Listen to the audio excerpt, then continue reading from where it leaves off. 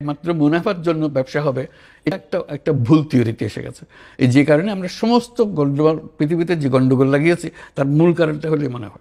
এই মুনাফার কারণেই আমাদের সমস্ত লণ্ডভণ্ড হয়ে যাচ্ছে। কাজে আমাদের প্রকৃত মানব প্রকৃতিটা কি সেটা বুঝতে হবে। আমরা বলছি যে it's driven by self interest. ইকোনমিক্সের ভাষ্য হলো মানুষ সম্বন্ধে human beings are driven by self interest. স্বার্থের পেছনে সে দৌড়ে। তাহলে তো একটা সম্পূর্ণ ভুল একটা ডেফিনেশন হিউম্যান বিংয়ের। আমাদের যে আসল হবে, he is driven by self interest, he is driven also by collective interest. আমার একটা কালেকটিভ ইন্টারেস্ট আছে। আমি পানির ব্যবস্থাটা আমি করব, আমি স্বাস্থ্যের ব্যবস্থাটা করব, এটা আমার কালেকটিভ ইন্টারেস্ট। আমার লাভ হবে, তোমার লাভ হবে, এটা আমি ছাড়বো না। এটা আমরা করি, কিন্তু আমরা করি কীভাবে? এটা দিয়ে ডোনার দিয়ে, দান খয়রাত দিয়ে। আমি যে দান খয়রাত ব্যবসার মাধ্যমে এটা করা যাবে।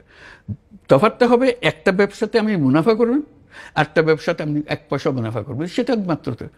আমি এভাবে বলি, making money is a happiness. আমাদের তার সঙ্গে আরেকটা কথা, making other people happy is a super happiness. Making money is a happiness, making other people happy is a super happiness. তখন বলে যে না, এটা তো আমরা দেখি না। আপনি মুখে মুখে বলেন, আপনি দেখেন না, এই জন্য করেন নাই তো কোনোদিন। করলে বুঝতে পারবেন। আমি করেছি, আমি ওটা বুঝি। আমি এটা ছাড়া আর কিছু বুঝি না, কারণ আমার এত আনন্দ লাগে এটা করে। এবং শুধু ব্যবসা ক্ষেত্রে না, এটা এই ব্যবসা ক্ষেত্র ছাড়িয়ে অন্যান্য বহু জিনিসে ছড়িয়ে গেছে। এই যে স্পোর্টসে যে শক্তি, স্পোর্টসের শক্তি আপনি শুধু টাকা বানানোর জন্য দেখতেছেন, এই শক্তি মানুষের কল্যাণের জন্যও করতে পারেন। এটার থেকে নানা কথা ঘুরিয়ে এটার আলোচনা হতে হতে শেষ পর্যন্ত ফ্রান্সের লোকজন আমার দাওয়াত করলো যে এটা আমাদেরকে ভালো করে বোঝান, আমরা এটা কীভাবে ব্যবহার করবো। কেন? আমরা এখানে অলিম্পিক করতে চাই। 2024-এ যে অলিম্পিক হবে তার জন্য আমরা একজন প্রার্থী, প্যারিস একটা প্রার্থী শহর। আপনার কথা যদি আমাদেরকে কনভিন্স করতে পারেন, তাহলে আমরা এই অলিম্পিকটা সোশ্যাল বিজনেস অলিম্পিক করবো আপনার কথা অনুসারে। তো বহু আলোচনা হলো, বহু বিতর্ক হলো, হওয়ার পরে তারা সিদ্ধান্ত নিল যে তারা সোশ্যাল বিজনেস অলিম্পিকে করবে, এটাই তাদের। আমি, প্রেসিডেন্ট ম্যাক্রন, অ্যান হিডালগো প্যারিসের মেয়র, আমাদের 3 জনের একটা টিম করা হলো। আমরা গিয়ে অলিম্পিক কমিটির কাছে এটা পেশ করব, বুঝাবো তাদেরকে জিনিসটা।